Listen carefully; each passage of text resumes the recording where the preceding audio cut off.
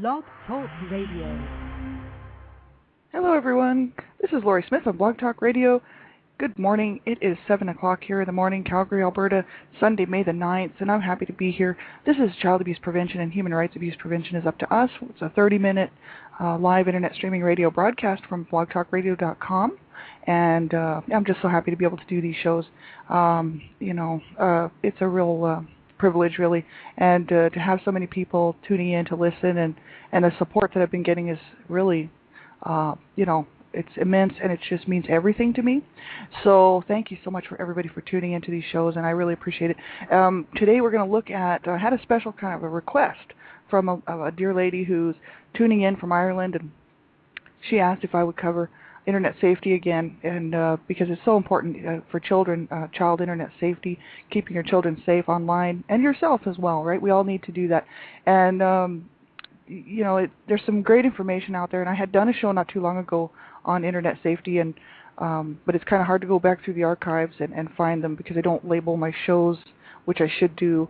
I've done over 200 shows now, and I need to go back and label them. When I first started doing this show, I really wasn't sure how many I was going to do, or how many people would tune in, and I thought, well, if I don't get a listener base, right, that people are actually, if it's just not good enough material or it's not something people are interested in, then I wouldn't continue to do it. So I wasn't sure how long I was going to keep doing it, so I didn't label the shows, and I just kept it a generic label. And so now I'm kind of wishing I hadn't done that, because now I got to go back and relabel those shows, listen to them, and mark down the links and the resources, and then relabel them and sort of add the information in there about what the show is about. So so today we're going to talk about internet safety, and it's not a professional show. I don't hold any professional certificates or degrees or anything like that. Who pays to do this show, because I believe that we really need to start talking about all this stuff. There's some serious problems, especially with child sexual predators, right? This is such a huge issue that the FBI has a great website. I actually went on there because it was I knew that they would have some good information, and they really do. There's a statistic on there.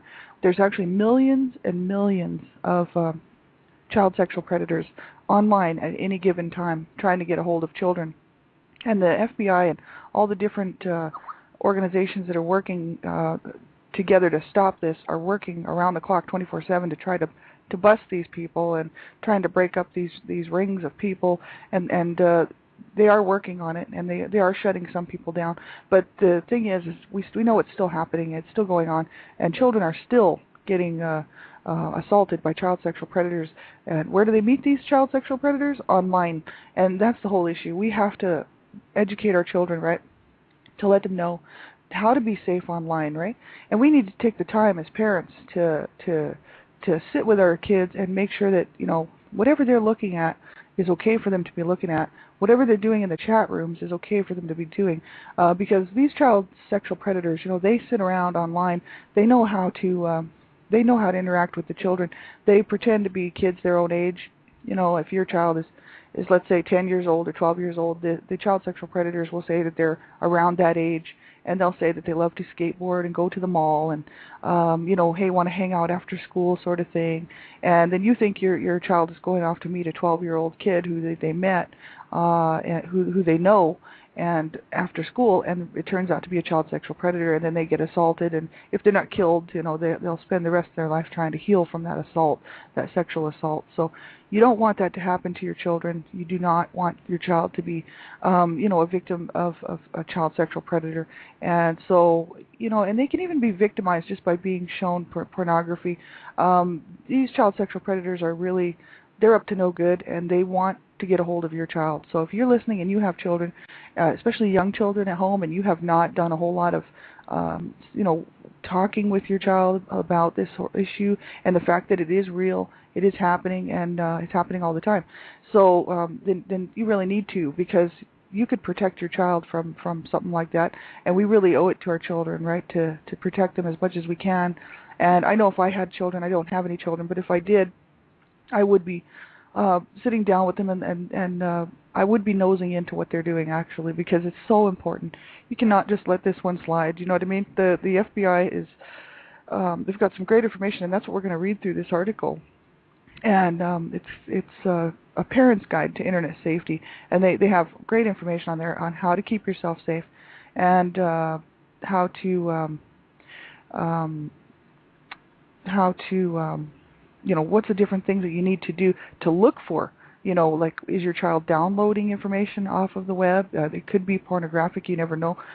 There's so much information out there on how to sort of check up and make sure that your child is not sort of being groomed or being uh, you know sort of harassed, really, by a child sexual predator. So important. So we're going to get right into that. We also have some stuff here from Kids Health. That's http://kidshealth.org. And so we're going to read right through that. I know someone is a good friend of mine is having trouble getting into the chat room here this morning, and or just to the show. So I'm just typing to her right now. So we'll get on with the show here in just a sec. And yeah, so I'm glad that you can tune in and be here. The article that I found off of the FBI's website, you can get that at http://www.fbi.gov/publications/pguide/pguide-e.htm. And it's called A Parent's Guide to Internet Safety. And that's a great website. I really like it, and it was really worth checking into. I think that I can't remember what the numbers were, but for the stats on how many child sexual predators were online.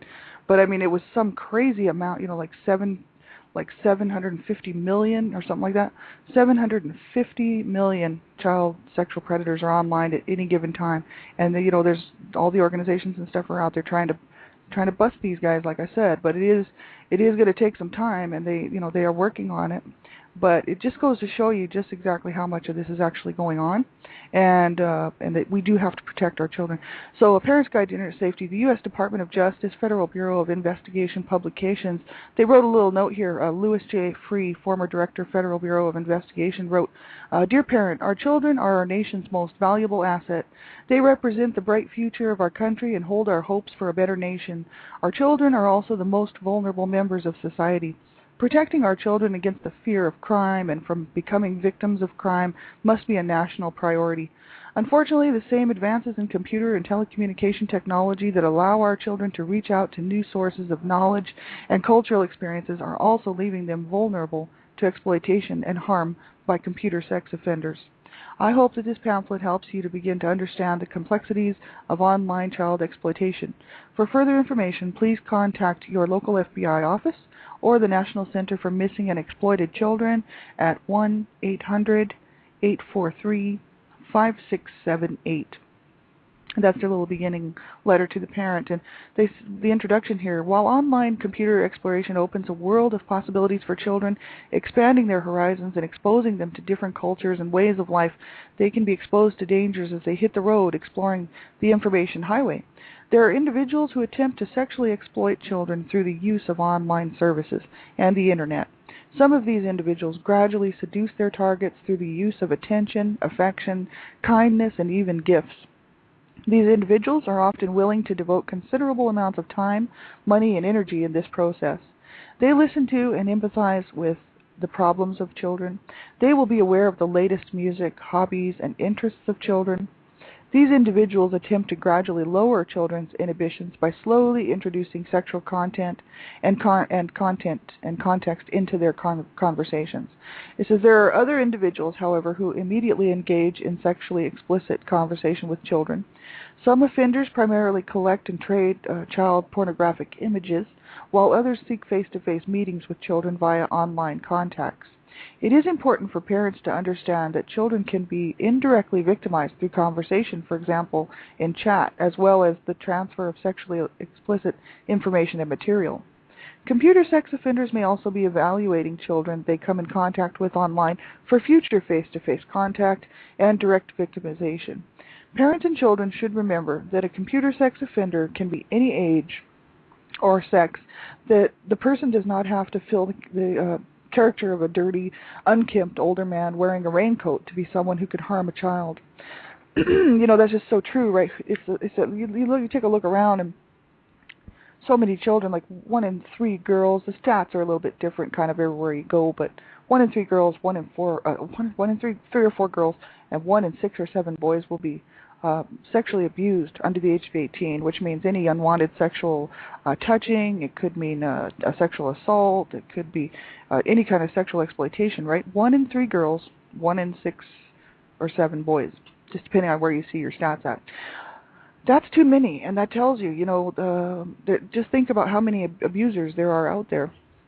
They don't all look like these crazy, dirty old people, lurking around behind corners. These are your neighbors.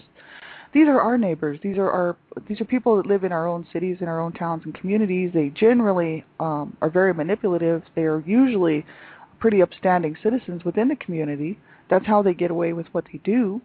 They have to have money to be able to get online and do all this stuff, and generally they would have access to, if they're going to send gifts and whatnot, well, they have to have access to money and credit cards and whatnot. And it's just, these are not people, you cannot just recognize a child sexual predator because they look like everybody else. And so, just because somebody looks decent, they got their hair nicely styled, they drive a really fancy car, they say that, they work for some awesome company and they make lots of money and they have a big old house, does not mean that they're exempt from being a child sexual predator.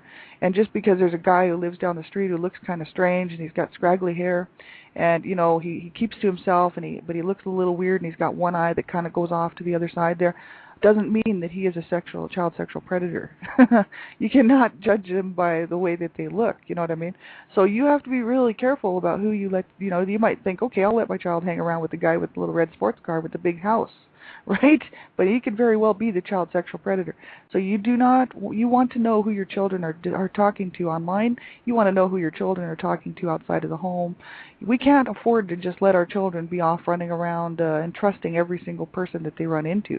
But that's why children are getting hurt, and that's why children are getting killed and assaulted by these child sexual predators. It's crazy, but it's happening, and it's happening all over the world. Not just North America, right? Children, especially adolescents, are sometimes interested in and curious about sexuality and sexually explicit material, they said here. They may be moving away from the total control of parents and seeking to establish new relationships outside their family. Because they may be curious, children and adolescents sometimes use their online access to actively exploit these characteristics and needs. To actively seek out such material. I skipped a line. To seek out such materials and individuals. Sex offenders targeting children will use and exploit these characteristics and needs. And some adolescent children may also be attracted to and lured by online offenders closer to their age who, although not technically child molesters, may be dangerous. Nevertheless, they have been seduced and manipulated by a clever offender and do not fully understand or recognize the potential danger of these contacts. And that's just it. If children have not had any information, young people, young adults, especially young youth, under the age of 18 or 16, but especially really young kids, they might not have had anyone talk to them about this stuff, right? And if sometimes at schools, I think in schools now, they're really trying to get this information out. But as parents, you have to talk to your children and let them know that they can come to you with anything. If anyone tries to tell them weird things online when they're in a chat room or tries to get information off them, that they could come to you and tell you, and that you wouldn't be mad, and that you would be there to support them. It's so important because, see, your kids, if you brush them off, or if you tell them you don't have time for their stuff and you don't care what they're doing online and whatever, it's their responsibility, and they won't come to you when something happens if they don't think that if they think you're going to be mad, or you're going to take away the computer, or you're going to take away computer time or things like that. Then they won't come to you and tell you when this stuff happens. They'll just keep it to themselves, and it very well could be a child sexual predator who's grooming your child. And so you want to make sure you have really open communication with your children. And I know that's hard. I'm not a parent, but I was a kid, and I know what it's like to be at that stage, where you don't want your parents butting into your business and stuff. But I think the earlier you let your children know that you're there for them and you don't, and that you want to protect them in every possible way that you can, they'll appreciate it later. They might not so much appreciate it at the time, but when they get older and they start to see the reports in the paper about kids dying at the hands of these sexual predators, and when it becomes a reality in their mind that this is happening, when they're older and cognitive, regarding this sort of stuff, that the world is really a dangerous place, they'll probably thank you for it, for actually, stepping in and sort of checking on what they're doing, and being a little bit nosy, you know what I mean? Because you really do need to be a little bit nosy on at what your children are doing, especially online, because there's ways to do it, and you can get that information. It says here, this guide was prepared from actual investigations involving child victims, as well as investigations where law enforcement officers posed as children. Further information on protecting your child online may be found in the National Center for Missing and Exploited Children's Child Safety on the Information Highway and Teen Safety on the Information Highway pamphlets. And it says, what are signs that your child might be at risk online? Your child spends large amounts of time online, especially at night. It says you find pornography on your child's computer, or your child receives phone calls from men you don't know, or is making calls, sometimes long distance, to numbers you don't recognize, right? You got to start checking your long distance bills. You got to start seeing who's calling your child and who your child's calling, right? It says your child receives mail, gifts or packages from someone you don't know. That's a little bit bizarre. I would be checking on that. Your child turns the computer monitor off or quickly changes the screen on the monitor when you come into the room. Now that's very much a thing that almost all kids would probably do, because they don't want their parents butting into what they're doing, right? So they're just going to try to hide it, so they turn it off or just shut the monitor off. So you do have to kind of there's some tips there, not to put the computers in your child's bedroom. Keep the computers in the living room or in the family room, right? And that way they really can't escape from your eye, you know what I mean? You can definitely keep an eye on what's going on. Your child becomes withdrawn from the family. Your child is using an online account belonging to someone else. That's a big one. And so we'll just look through some of those. Your child spends large amounts of time online, especially at night. This is a sign that your child might be at risk online. And most children that fall victim to computer sex offenders spend large amounts of time online, especially in chat rooms. They may go online after dinner and on the weekends. They may be latchkey kids whose parents have told them to stay at home after school. They go online to chat with friends, make new friends, pass time, and sometimes look for sexually explicit information. While much of the knowledge and experience gained may be valuable, parents should consider monitoring the amount of time spent online. Children online are at the greatest risk during the evening hours, while offenders are online around the clock. Most work during the day and spend their evenings online trying to locate and lure children or seeking pornography. So they just know this by, just because of the research that they've done, the investigation work that they've done, right, the FBI. You find pornography on your child's computer. Pornography is often used in the sexual victimization of children. Sex offenders often supply their potential victims with pornography as a means of opening sexual discussions and for seduction. Child pornography may be used to show the child victim that sex between children and adults is normal. Parents should be, this is what they will do, right? They will manipulate and groom and try to, soften the whole situation between the child sexual predator and the child, right? By just showing them some pornography and saying, oh no, this is what we do and this is normal, right? Parents should be conscious of the fact that a child may hide the pornographic files or diskettes from them. This may be especially true if the computer is used by other family members. So, you might want to check out some of your child's diskettes and when they're not at home and run those through and see what's actually on them. So important, right? You could help shut down, a child sexual exploitation ring, right? You don't want your child to be getting a hold of this stuff, and it's dangerous. And the thing is you could save your child from a whole lot of harm and a whole lot of damage if you do a little bit of snooping, right? And that's the whole issue. If your child's going to hide something from you, that means there's something wrong, right? I used to hide all my drugs and stuff from my mom. It's pretty obvious, you know what I mean? You're hiding stuff. Kids are hiding stuff. They do not want their parents to find stuff. So you do have to be a little bit nosy, you know what I mean? But you owe it to that child to protect them, right? It says here, your child receives phone calls from men you don't know or is making calls, sometimes long distance, to numbers you don't recognize. It says, while talking to a child victim online is a thrill for a sex computer offender, it can be very cumbersome. Most want to talk to the children on the telephone. They often engage in phone sex with the children.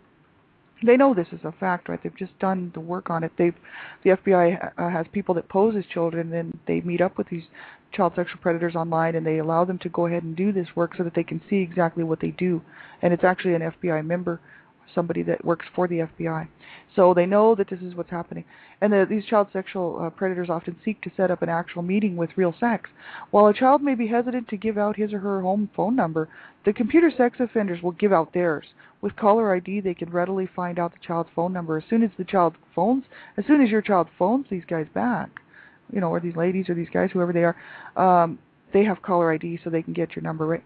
Some computer sex offenders have even obtained toll-free 800 numbers, so that their potential victims can call them without their parents finding out. And you know that they're doing stuff like this, right? Others will tell the child to call them collect. Both of these methods result in the computer sex offender being able to find out the child's phone number. So, that's the whole issue. You want to make sure you know who your child's calling and who they're talking to.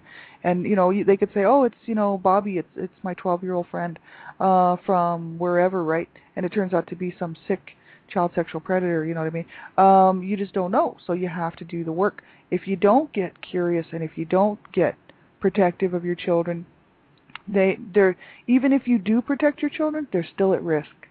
But the whole idea is that, for parents, if you're not really being proactive and protective over your children, they are really at risk. You know what I mean? You could save your child's life, and you could save your child from a nightmare of a life trying to get over an attack by a child sexual predator. So you do want to keep your children safe, and you do want to do everything that you can to educate yourself, first of all, on what's going on, and then educate your children, because this is not a joke. I saw an article in the paper not too long ago. This young man, maybe I don't know how old he was, but he thought that he was meeting a 12-year-old person who liked skateboarding and stuff after school. So he met this person. Turns out to be a child sexual predator. He was assaulted, but he didn't kill him, thank God. But the thing is so this young man is still alive. But the thing is he's going to have now emotional scars for the rest of his life. Because and he'll get help and he'll get some counseling and therapy and whatnot. But you know what? That is he lost his innocence and he lost his youth right there in one meeting of a child sexual predator. And this is real. It's going on. It's not a joke. And for people just to pretend that it's not happening and send their kids off to the mall because they don't feel like watching them for the day, they don't feel like hanging around them. And I know it's good to have your kids learn how to be independent. But unless you do the talk with them and tell them what's actually going on, and and really show them current events and stuff, we don't want kids to live in fear. Fear is horrible. It's a horrible way to live. But the thing is education and prevention is really the key, and education is really what it's all about. Just knowing what's actually happening out there, and getting the information on how to keep yourself safe. Because even then, you still are a victim. You still could be a victim, even if you do know how to keep yourself safe. But at least you can say at least you tried. You tried your best, right, to keep your kids protected and to protect your own family and yourself. And, if you don't try, then you're really a sitting duck because there's some real sick people out there, man. So, we have to know this and we have to know how to keep ourselves safe from them. It says your child receives mail, gifts, or packages from someone you don't know. As part of the seduction process, it is common for offenders to send letters, photographs, and all manner of gifts to their potential victims. Computer sex offenders even have sent plane tickets in order for the child to travel across the country to meet them.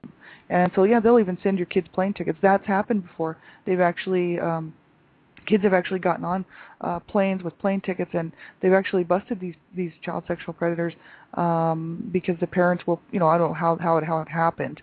But anyway, they did find the child, and the child was at the airport. The thing is this happens, and it's so bad. You have to protect your children.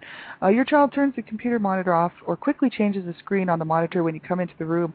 It says a child looking at pornographic images or having sexually explicit conversations does not want you to see it on the screen.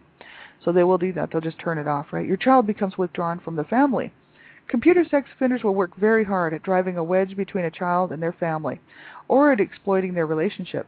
They will accentuate any minor problems at home that the child might have, and then children may also become withdrawn after sexual victimization, right?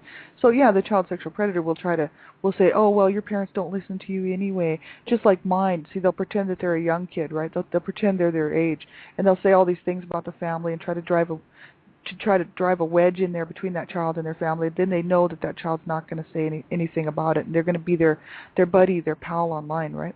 It says your child is using an online account belonging to someone else. Even if you don't subscribe to an online service or internet service, your child may meet an offender while online at a friend's house or the library. Most computers come preloaded with online and internet software. Computer sex offenders will sometimes provide potential victims with a computer account for communications with them. So even if you don't have a internet at home, your child could get could be victimized outside of your home on another computer. So that's the whole issue, right?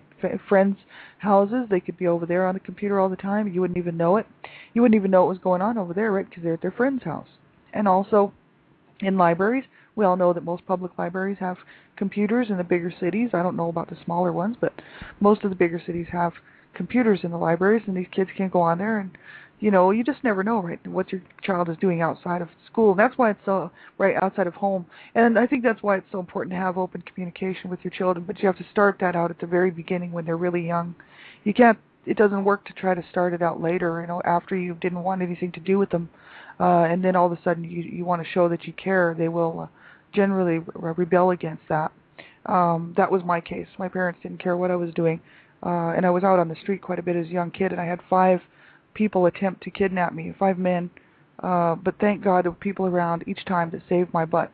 And so, sometimes parents just don't take the time to care about what their children are doing and where their kids are. So, you can't come back later when they're older and start saying, oh, but I do care, and I do, and I don't want you doing this, and I don't want you doing that, because the kids generally rebel against that. They won't care what you have to say if you're a parent who has not been there for them the whole way. So it's very important, if you have young children, that you want them to grow up to trust you. You need to be the person that they come to with any question or any problem. You need to be the person who's not going to hurt them and try to make them feel bad if they tell you something. You know what I mean? Because your kids need to be able to come to you to tell you what's been going on in their lives. Whether somebody's tried to assault them, or if they've had some bullying at school, or if they've had some problems. Who else are they going to go to? Who else are they going to turn to? It could be a teacher. There's lots of teachers out there who are child sexual predators too. And so, if you always tell your kids, oh, I don't care about what's going on in your life, that's your problem, they're not going to come to you. They won't come to you, and they who are they going to trust, right?